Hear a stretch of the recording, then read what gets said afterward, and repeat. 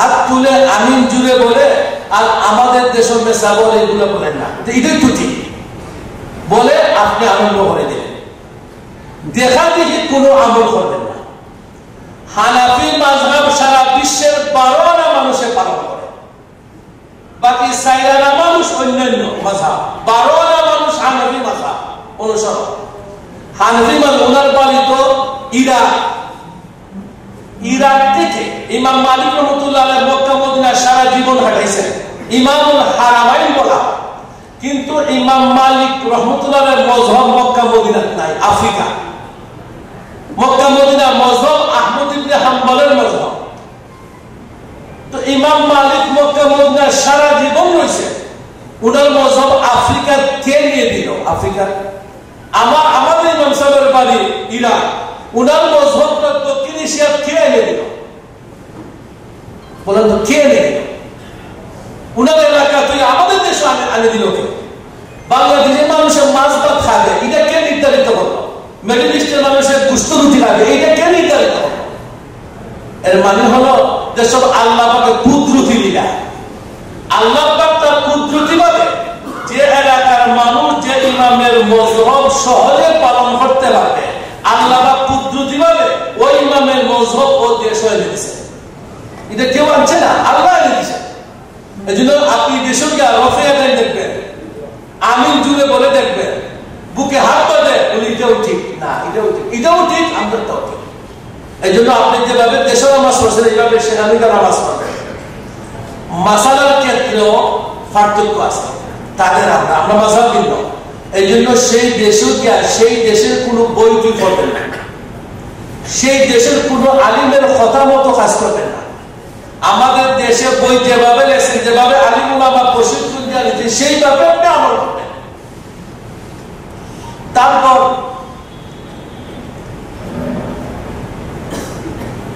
কুরবানির টাকা, আমরা যখন হজ করে যাব কুরবানির টাকা তাদের দেশক ব্যাংকে জমা নেয়।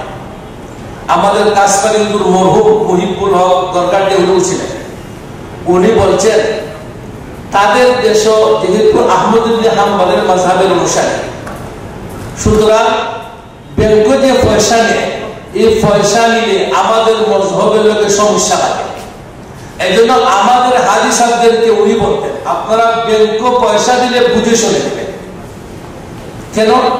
আমাদের মযহব দেখে আলোচনা আসবে 10 তারিখ ফাতর মানা, কুরবানি দেওয়া, মাথা মুন্ডন করা, 3টা কাজের ধারাবাহিকতা বজায় রাখা আমাদের মযহব ওয়াজিব।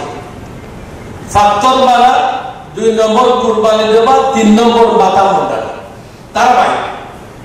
এখন আপনি ব্যাংক পয়সা দিচ্ছেন, ব্যাংক পয়সা দেওয়ার পরে এদিকে ফাতরও মানেন না, তারা বলছে আপনার কুরবানি হয়ে গেছে, অথবা ফাতর মারছেন, ফাতর মারার পরে আপনাকে টুকন দিবে, বলবে আপনি 10টার সময় মাথা মুন্ডন করে ফেলবেন, আপনার কুরবানি হবে। লক্ষ লক্ষ কুরবানি, তারা কুরবানি 3 দিন করে। আপনার যদি 10 তারিখ সকালে 10টার সময় হয়েছিল গ্যারান্টি নাই। সুতরাং যদি 10 তারিখ কুরবানি 10টার সময় হয় না, আপনি মাথা মুন্ডন করেন, আপনার উপরে দম ওয়াজিব, কিন্তু আপনার তো খবর নেই, আপনার মযহব দম ওয়াজিব, জরিমানা ওয়াজিব। এই জন্য দরখাস্ত বলতেন ব্যাংক দিলে পজিশন মাস্টারগত আমাদের দ্বন্দ্ব আছে, তাদের সাথে সমস্যা আছে। এই জন্য আপনার কোন আত্মীয়তা হলে আত্মীয়তার কাছে দেন, আর যদি আপনার বিশ্বাস হয় আপনার টেলেসের তারা পয়সা নেয় তাদের কাছে দেন, ব্যাংক দিলে পজিশনে দেন। আলোচনা আসবে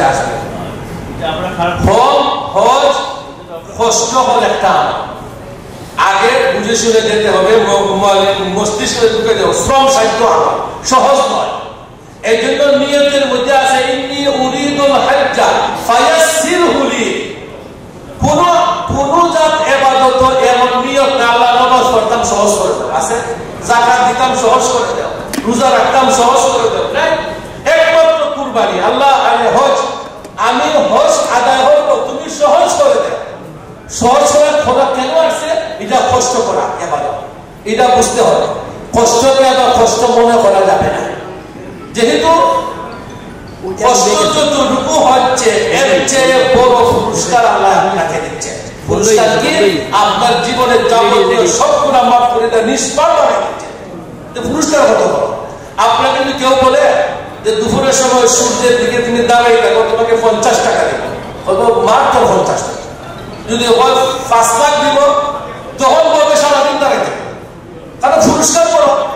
ঠিক তো পুরস্কার কত বড় হলো, আপনার সত্য বছর নিষ্পাপ হয়ে যাচ্ছে, আর ও হাঁটা চলা ওটা একটা কষ্ট হইল, এই জন্য কষ্টকে কষ্ট মনে করতে নাই। তারপরে এখানে যাওয়ার পরে দেখবেন নামাজি সামন দিয়ে আমি একটা কথা আপনারা যার যেগুলা কথা আছে স্মরণ রাখবেন, শেষে সময় দেওয়া হবে, বলবেন, আলোচনা আপনাদেরকে জবাব দেওয়া হবে। এখন কোনো কথা নাই, কথার লাস্টে আপনারা যার যে সমস্ত কথা আছে এগুলা শেষে সময় দেওয়া হবে। এখন আমার আলোচনা ফাঁকে যদি কথা বলে তা আলোচনা শেষ হবে। নামাজি সামন দিয়ে মানুষ হেঁটে যায় অনবরত।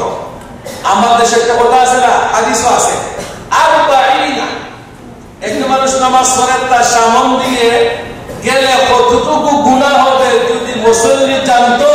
40 হাদিসও 40 আছে। 40 কি? কেউ বলছেন 40 দিন দাঁড়াই থাকবে, কেউ বলছেন 40 বছর দাঁড়াই থাকবে, তবু নামাজি সামন দিয়ে যাবে না। কিন্তু এই মাসটা সৌদি আরব চলবে না। আপনি যদি নামাজি সামন দিয়ে না যান, তবে চেষ্টা হবে সেই জায়গায় যাতে পাওয়া হয়। এভাবে যদি না যান, দেশের মাসটা এখানে ফিট করেন, সারা বছর দাঁড়াই থাকতে হবে। এই জন্য চেষ্টা হবে নামাজি সেই জায়গায় যাতে পা না পড়ে। অনেকে দেখবেন যাওয়ার পরে বই দেখে দেখে তফ করে, বই দেখে দেখে দোয়া করে, এটা ঠিক না। আপনি অনেকে দেখে আমাদের হুজুর দেখেন না, একসাথে তারা বই দেখে দেখে জুড়ে জুড়ে দোয়া করে, আমাদের কিভাবে করে, এটা ঠিক নয়। বই দেখে দেখে জুড়ে দোয়া করলে অন্য মানুষের মনোযোগের ব্যাঘাত ঘটে, এটা তো নফল। সুতরাং এটা থেকে দূরে থাকা। নারী পুরুষ একসাথে তোয়াফ করে, তোয়াফের ব্যাপারটা খুব কঠিন। নারী পুরুষ একসাথে, এমন হয় এমন বীর মহিলা পিছনে আমি সামনে, চাপ লাগে শরীরে, সতর্ক থাকে একসাথে। এটা নিয়ে সারা বিশ্বে উলামায়ে কেরাম খুব গবেষণা করছেন যে মহিলাদেরকে পৃথক করা যায় কিনা। শেষ পর্যন্ত সিদ্ধান্ত এটাই না, নবীর যুগও ছিল, এটা কিয়ামত পর্যন্ত থাকবে, এটা পৃথক করা যাবে না। তারপর মাগরিবের আজানের পর আমাদের দেশে যারা আহলে হাদিস 2 রাকাত নামাজ পড়ে, সেখানেও দেখবেন আজান হচ্ছে, এমনি অনেক সময় সুন্নতের সময় তারা দেয় না, খুব কম। কিন্তু মাগরিবের নামাজের আজানের পরে 5-7 মিনিট সময় দেয় ওই নামাজ পড়ার জন্য। এটা তাদের মজহব আছে, আমাদের মজহব নাই। আমরাও দেখি, আমরা মানুষ দেখা দেখি নামাজ পড়ে, এটা নিষেধ আমাদের মজহব, এগুলা করবেন না। তারপর প্রায় প্রত্যেক ফরজ নামাজ উপরে জানাজার নামাজ থাকে, আরবিতে ঘোষণা হয়।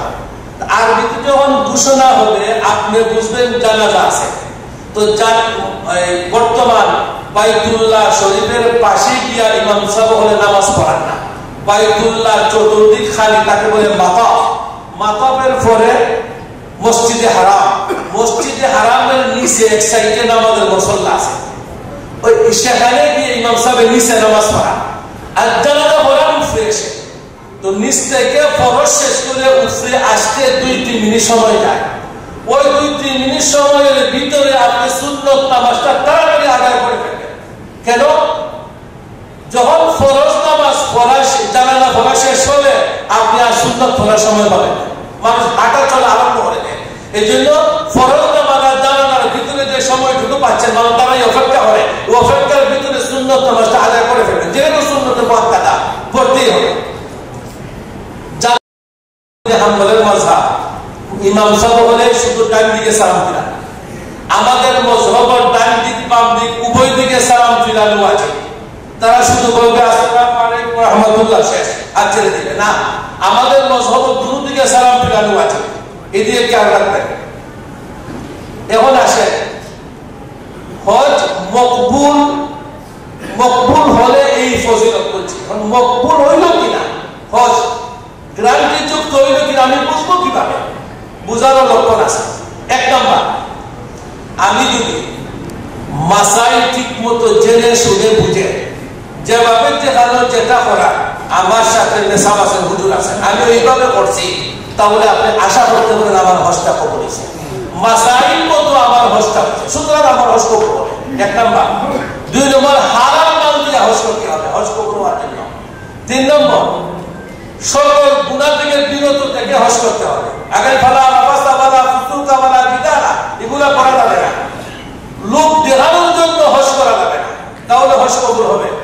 হজের পর জীবনে পরিবর্তন আসবে। আমরা সাথে এক বলকের খালি সাটার ব্যাংক চাকরি করতেন, 6 লাখ টাকা বেতন ছিল। উনি হজ করে এসে একসাথে হজ করছে, হজ করে এসে ব্যাংকের চাকরি ছেড়ে দিয়েছে, 1.5 লাখ টাকা বেতন। এর মানে ব্যাংক চাকরি করে জায়েজ না, এই কথা আমি বলতেছি না, জায়েজ না আমি মুক্তি চাই বলতে পারবেন। উনি মনে করছেন যে আমি যে চাকরি করি মনে হইলে ঠিক নয়, এই জন্য 1.5 লাখ টাকা বেতনের চাকরি হজ করে এসে ছেড়ে দিছে। তো হজের পরে পরিবর্তন আসবে। আগে ব্যবসা করতেন 2 নম্বর 1 নম্বর মিলে যায়, এখন না, ব্যবসা এই ধরনের না, সলিড ব্যবসা করেন, আসাম হিসাব আছেন না। বুঝা গেল আপনার হজে আসর করছে। হজের পর বলে আমি তো হজের আগে নামাজ রোজা সবটা ঠিক আছে, তাহলে আমার মধ্যে কি পরিবর্তন? হজ থেকে আসার পরে আরো ইবাদতের প্রতি আগ্রহ বেড়ে গেছে আপনার। বুঝা গেল আপনার হজ কবুল হয়েছে। হাসান বসরি রাহমাতুল্লাহ আলাইহি বলেন হজ কবুল হওয়ার লক্ষণ হলো হজ থেকে আসার পরে হজ যাওয়ার জন্য মন পাগল হয়ে যায়, তার হজটা কবুল হয়েছে। এই কবুল হওয়ার লক্ষণ। মহিলাদের জন্য জানাজার নামাজ এবং জুম্মার নামাজের আলাদা মাসলা। আমাদের দেশে তো কোনো মহিলা জুম্মার নামাজ পড়েন না, কোন জানাজার নামাজ কোনোদিনও পড়েন না। তো মক্কা মদিনা যাওয়ার পরে যখন হেরম শরীফ উনি জামাতে নামাজ পড়বে, নামাজ পড়ার পরেই তো আপনার জানাজার ঘোষণা হবে। উনি যেহেতু মহিলার পাশে দাঁড়িয়ে ফরজ নামাজ পড়ছে, সুতরাং জানাজা নামাজ পড়ার সুযোগ আছে। আর জানাজা নামাজ যে পড়লো সে উহুদ পাহাড় পরিমাণ সমপরিমাণ সওয়াব পাইবে। এত বড় সওয়াবের অংশীদার হওয়ার সুযোগ মহিলার আছে, মহিলা কেন জানাজা পড়বে না? এবং জানাজা পড়বে কিভাবে? দেশে তো কোনোদিন পড়ে নাই, আমরা তো পড়লাম, কিভাবে পড়লাম? এই আপনার মহিলার আপনি শিখাই যে সাতক করে জানাজা নামাজ ফরজে কিফায়া, মইয়িতের জন্য দোয়া, ইমামের পিছে ইক্তেদা হলাম, আল্লাহু আকবার। আপনি আমি কিভাবে পড়ি? আপনার ওয়াইফ বোন বাকি বাতিজি যারা যাবে তাদেরকে জানাজা শিখাই দেবেন। নিয়ত করার পরে ইমাম সাহেব আল্লাহু আকবার বলার পরে নামাজ যেভাবে সানা হইবে সানা করতে হবে। সানা করা শেষ, হাত না তুলে আল্লাহু আকবার বলবেন, দুরূদ শরীফ পড়বেন। এগুলো তো সানাও মহিলায় পারেন, দুরূদ শরীফও পারেন। তারপর আবার আল্লাহু আকবার বলবেন, লম্বা দোয়া। এই দোয়া যদি পারেন তো পড়েন, পারেন না সুবহানাল্লাহ আলহামদুলিল্লাহ তাসবিহ তাহলিল করেন। আল্লাহুম্মা ফিলি হাইয়িনা মাইয়িত রব্বাকা। আমরা যারা পারি পড়বো, যারা পারি না মহিলাদেরকে শিখা, এখন অল্প সময় শিখানোর দরকার নাই, উনি বলবেন তাসবিহ তাহলিল করেন। এইভাবে সাতটা দেওয়ার পরে উনি ডান দিকে সালাম ফিরাইবে, আমি ডান দিকেও ফিরাইবো, বাম দিকেও ফিরাইবো। মহিলাদেরকে জানাজা নামাজ শিখাই। এবারে জুম্মার নামাজ মক্কা মদিনার শুক্রবার আসবে, লক্ষ লক্ষ মানুষের জমা। আর এখানে 1 লাখ, যত বড় জমাত হবে তত বেশি সওয়াব হবে। তখন এই সওয়াব থেকে মহিলা কেন বঞ্চিত হবে? জুম্মা নামাজ কিভাবে পড়তে হবে মহিলা জানেন না, দেশে পড়েন নাই, সেখানে কেউ পড়তে হবে। মহিলাদেরকে আপনি জুম্মা নামাজ শিখাই দেবেন। জুম্মা ফরজের আগে পাবলার জুম্মা 4 রাকাত সুন্নাত, জোহরে যেভাবে 4 রাকাত সুন্নাত করি সেইভাবে 4 রাকাত কিরাত করতে হবে। ফরজের পরে বাদার জুম্মা 4 রাকাত সুন্নাত মহিলাদেরকে শিখাই দিবেন। তারপরে ফরজ 2 রাকাত, ফরজ 2 রাকাত ইমাম সাহেব নামাজ পড়াইবেন, আমি কিরাত করতে হবে না। এর আগে খুতবা দিবেন 2টা আরবিতে, উনাকে বলবেন, আমাকে এক মহিলা বলছেন কয়েক বছর আগে, আপনি আমাদেরকে প্রশিক্ষণ দিলেন, কিন্তু জুম্মা নামাজে পড়তে হবে, জানাজা এগুলো তো পড়েন নাই, এই জন্য এগুলো আলাদা করে বলতে হয়।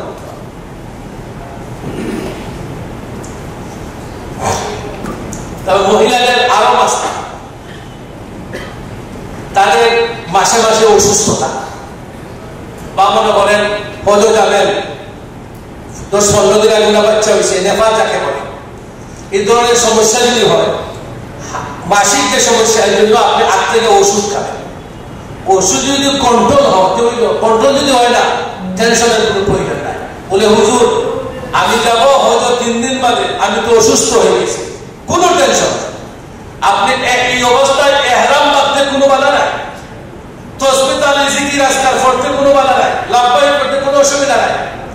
আপনি নিয়ত করে লাভবাই করে এহরাম বেঁধে মক্কা গিয়ে হোটেলও এসে দেন। তবে আপনি হোটেলেও যে রুমও থাকেন, এই রুমও তো আরো 3-4 জন মহিলা আছে, তারা গিয়ে বাইতুল্লাহ আল্লাহ বিল্লাহ করবে, ইবাদত করবে। আপনার মনো ব্যথা আসে, কষ্ট আসে, আসলাম হজ আর অসুস্থ হয়ে গেলাম, আমার সাথে মহিলারা কিভাবে আল্লাহ বিল্লাহ করে কান্দা হালে বলে, আমি তো কিচ্ছু করতে পারি না। আপনার অন্তর একটা ফেরেশানি, টেনশন, অশান্তি ভাব ভাস করবে। এই অশান্তি ভাব হারিয়ে করবে, এর বিনিময় উনি মহিলা বাইতুল্লাহ গিয়া তওয়াফ করে ইবাদত করে যে সওয়াব পায়, এর চেয়ে বেশি সওয়াব পাবেন আপনি আফসোস করে। কিভাবে হবে এটা সুন্নাত বড় আছে। হযরত আব্দুল্লাহ ইবনে মুবারক রাহমাতুল্লাহ আলাইহি, আবু হানিফার ছাত্র, আমরা ইমাম সাহেবের ছাত্র এবং ইমাম বুখারীর উস্তাদ, বড় মুহাদ্দিস, বড় বুজুর্গ, বড় আল্লাহওয়ালা, উনি ইন্তেকাল করেছেন। উনার পাশে খামার বেটা খামার দাখলার বানাইতো, সেও ইন্তেকাল করেছে। এক বুজুর্গ আব্দুল্লাহ ইবনে মুবারকের এক বন্ধু মানুষ, উনি স্বপ্নে দেখেন আব্দুল্লাহ ইবনে মুবারক রাহমাতুল্লাহ আলাইহি। জিজ্ঞাসা করেন, আপনার সাথে আল্লাহ কি ব্যবহার করছেন? বললে, আল্লাহ আমাকে দয়া করে মাফ করে দিয়েছেন। তবে স্বপ্নে উনি বলেন, আমার পাশের বাড়িতে খামার বেটা, তার স্তর আমার চেয়ে আরো উপরে। উনি স্বপ্ন ঘুম ভাঙিয়েছে, উনি আশ্চর্য হয়ে গেছে। আব্দুল্লাহ ইবনে মুবারকের মতো ব্যক্তির চেয়েও খামার বেটা স্তর উপরে, তার কারণ কি? বলছে উনি কত বড় মুহাদ্দিস, কত বড় আলিম, কত বড় বুজুর্গ, উনার চেয়ে খামার বেটা স্তর উপরে কিভাবে হয়? উনি এমনি গেছে ওনার খামার বেটা বাড়িতে, ওনার বাড়িতে ওনার পাশে যাওয়ার পর ওনাকে জিজ্ঞাসা করছেন, আপনার স্বামী কি আমল ছিল? উনি এক ঘটনা বলে নাই, বলে আমল ছিল কি, আমার স্বামী তো সারাদিন খামার দাখলার বানাইতো, ফিজিত লোহা, আর তো কোনো আমল নাই। বলে আমল দেখি সে সন্ত। উনি বলে, হ্যাঁ একটা জিনিস আমি ফলো করছি। বলে কি? আব্দুল্লাহ মুবারক ধনী মানুষ ছিলেন, তখন ওনার দুতলা বাড়ি ছিল। উনি দুতলাতে উঠে তাহাজ্জুদের নামাজ পড়তেন। তাহাজ্জুদের নামাজ যখন পড়তেন, আমাদের তো গোল বাংলা, বাংলা গোলকে দেখা নেই উনি তাহাজ্জুদ করছেন। তখন ওই আমার স্বামী, উনি আফসোস করতো, আমি যদি ওনার মতো হইতাম, আমি ওনার কেন্দ্রে আল্লাহ সান্তাহারে বললাম, কিন্তু আমি তো খামা মানুষ, যদি রাত সারা দিন মহাপিঠে হাত পা ব্যথা করে, এখন যদি রাত্রে উঠে আমরা বিনা করে সবাই কাজ করতে পারতাম না, কিন্তু আফসোস করতো। ওই আফসোসের বিনিময়ে আল্লাহ পাক রব্বুল আলামিন উনাকে আব্দুল্লাহ মুবারকের চেয়েও উচ্চের মর্যাদা দিয়েছেন। আপনি যে অসুস্থ মহিলা আল্লাহ বিল্লাহকে করে বাইতুল্লাহ, আপনি বিতে টেনশন হাই হুতাশ করে, এই হাই হুতাশের দাম এত, এই জন্য টেনশন করে না। তারপর আসেন কিতাব লেখছেন হজের মধ্যে নেকি কি, নেকি বাবা বিরুহ নবীকে দিতে হজের নেকি কি?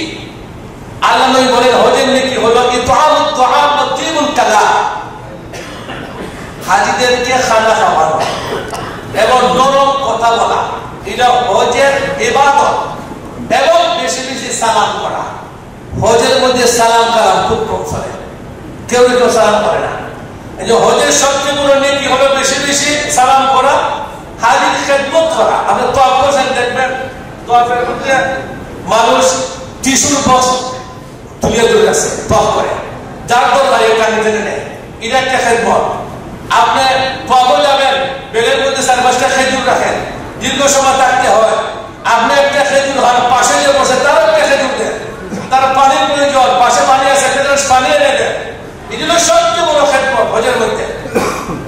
তিবুল কালাম ইতাআমুত তুআম, হাজীদেরকে খানা খাওয়ানো, হাজীদের সাথে নরম কথা বলা, বেশি বেশি সালাম করা, এগুলো হাজীদের হজের মধ্যে সবচেয়ে বড় নেকি। এখন আসেন আমরা আল্লাহর বাড়িতে যাবো, আমরা জুলুফুর রহমান, আল্লাহর মেহমানের সহজ কথা বলে, জুলুফুর রহমান, রহমানের মেহমান। আল্লাহ বিশেষ দয়া করে আপনার উপরে করছে বিদায়, তার বাড়িতে আমাকে মেহমান বানাই, উনি ডাকছেন বলে আমরা যাচ্ছি। তো আমরা হজে যাব। হজ আমরা জানি 3 প্রকার হজ। 3 প্রকারের মধ্যে আমার আমাদের দেশ থেকে বেশি অংশ মানুষ আমরা হজ্জে তামাত্তু করি। হজ্জে তামাত্তু